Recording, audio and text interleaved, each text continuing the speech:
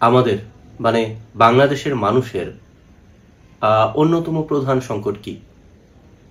গণতন্ত্রের, অর্থনীতির, মূল্যস্ফীতির, দ্রব্যমূল্য বৃদ্ধির, নাকি বাণিজ্যের, নাকি নির্বাচন ব্যবস্থা? কোনটার? আমার কাছে মনে হয় বাংলাদেশের মানুষের অর্থাৎ আমাদের সবচেয়ে বড় সংকট আসলে আস্থা আর বিশ্বাসে। বাংলাদেশ পৃথিবীর অন্যতম ঘনবসতিপূর্ণ একটা দেশ। এখানে নির্জনতার কোনো সুযোগ নেই। আপনি যেখানেই যাবেন চারপাশে মানুষ, অসংখ্য মানুষ গিজ গিজ করে।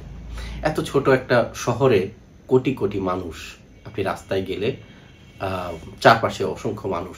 এই যে এত মানুষ, আপনি যখন রাস্তায় বেরোবেন, আপনি যখন কাজে যাবেন, আপনি যখন বাজারে যাবেন, আপনি যখন ট্রান্সপোর্টে যাবেন, সব জায়গাতেই চারপাশে আপনার এত এত মানুষ, শত শত হাজার হাজার মানুষকে নিয়ে আপনার প্রতিদিন চলতে হয়।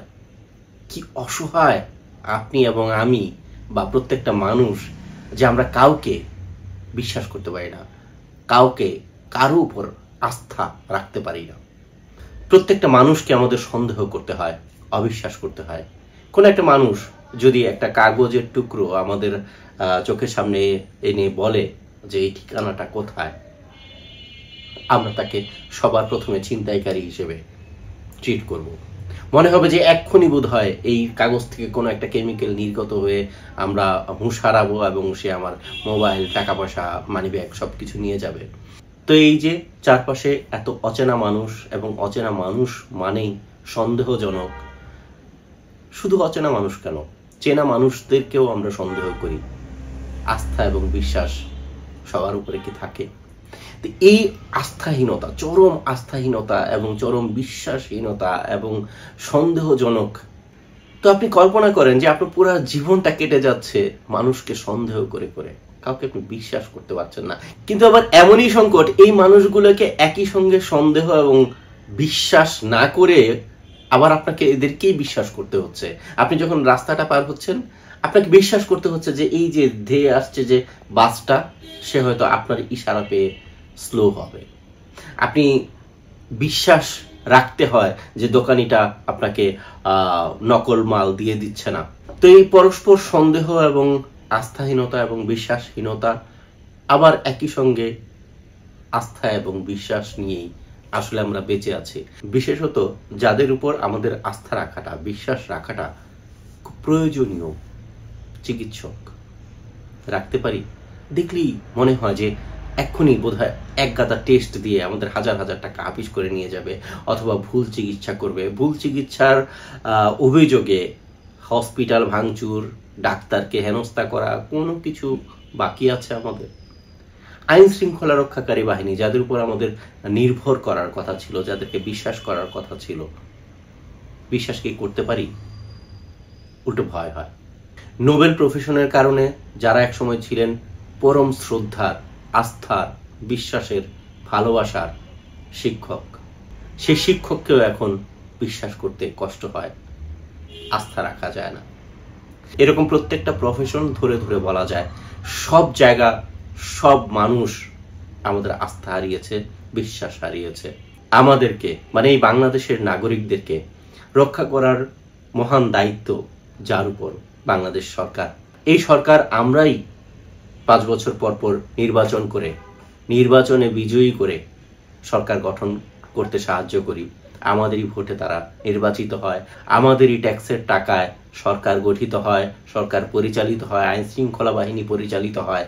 কিন্তু আমরা বরাবরই দেখি যে এই প্রত্যেকটা প্রতিষ্ঠান আমাদের বিশ্বাস হারায়, শ্রদ্ধা হারায়, আস্থা হারায়। রাষ্ট্রে কোনো একটা ঘটনা ঘটলে সবার আগে আমরা সন্দেহ করি সরকারকে।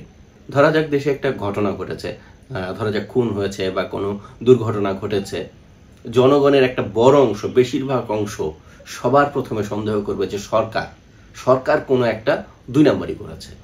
মানে সরকারের উপরে মানুষের আস্থা, বিশ্বাস এত কমে গেছে।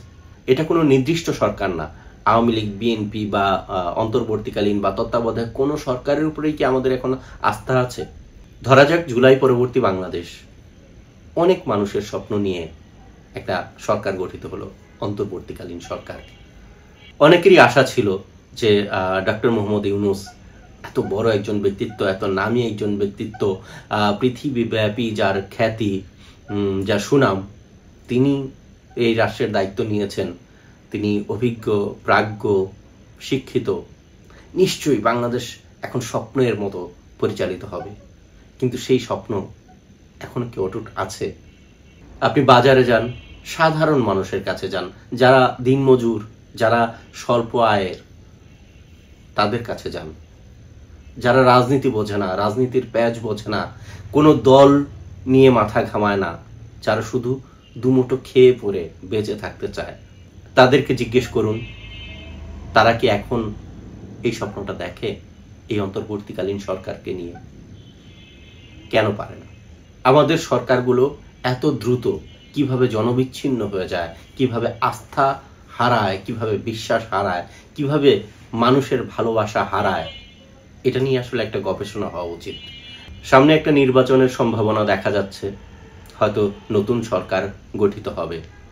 কে আসবে, কারা সরকার গঠন করবে, কারা দায়িত্ব পাবে পরবর্তী বাংলাদেশ পরিচালনার, আমরা স্বাভাবিকভাবেই এখন তা জানি না। কিন্তু 2024-এর পর বর্তমান বাস্তবতায় যারাই ক্ষমতায় আসবে, যারাই সরকার গঠন করবে, যিনি রাষ্ট্রের কর্ণধার হয়ে উঠবেন, আমার মনে হয় সবার আগে তাকে এই বিষয়টা চিন্তা করা উচিত, গবেষণা করা দরকার, হলে প্রয়োজনে সারা বাংলাদেশের রিসার্চ করে জনমানুষের কাছে গিয়ে জেনে নেওয়া প্রয়োজন যে মানুষ কিভাবে কখন আস্থা হারায়। যদি নির্বাচন হয়, আমার মনে হয় যেই ক্ষমতায় আসুক, সবার আগে তারা এটা খুঁজে বের করুক যে কিভাবে এই মানুষের, এই 17 বা 18 কোটি মানুষের আস্থা অর্জন করা যায়, বিশ্বাস অর্জন করা যায়।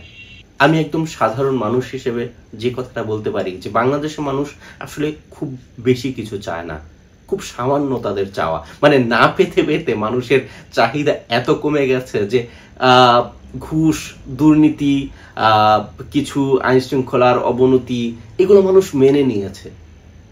মানুষ কি চায় জানেন?